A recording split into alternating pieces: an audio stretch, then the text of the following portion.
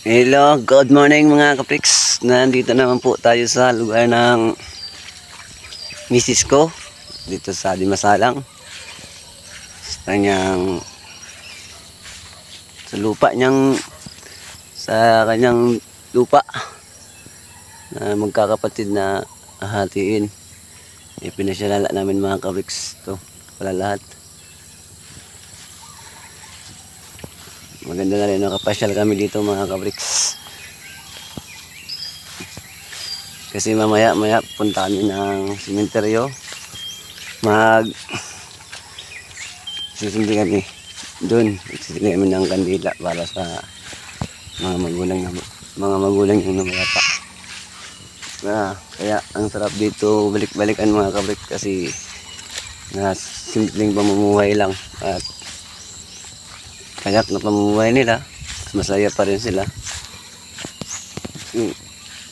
Walang pollution at fresh na fresh dito ang hangin mga kabriks. Wala ditong masyadong sasakyan. Makikita mo lang dito mga kabayo, saka kambing, manok, at saka pangabuhay pa nila, panananim, mga kahit anong pwedeng taniman. Maganda dito mga kabriks. Tignan mo. Sarap dito mamuhay pag marami kang inaalaga ang mga hayop na katulad ng manok, baboy, baka. Ito lang pamumuhay nila, pero napakaganda ng lugar nila mga kabriks kahit nandito na tayo sa bundok. Malayo ang sila dito, malayong tindahan. Kaya malayo pa ang baryo dito. Ito na po ang bahay ng kapatid niya na nagbabagpan. Bahay ng kapatid niya, simple lang.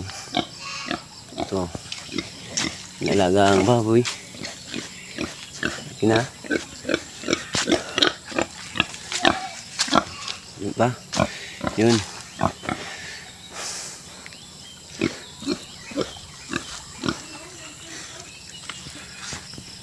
Example lang.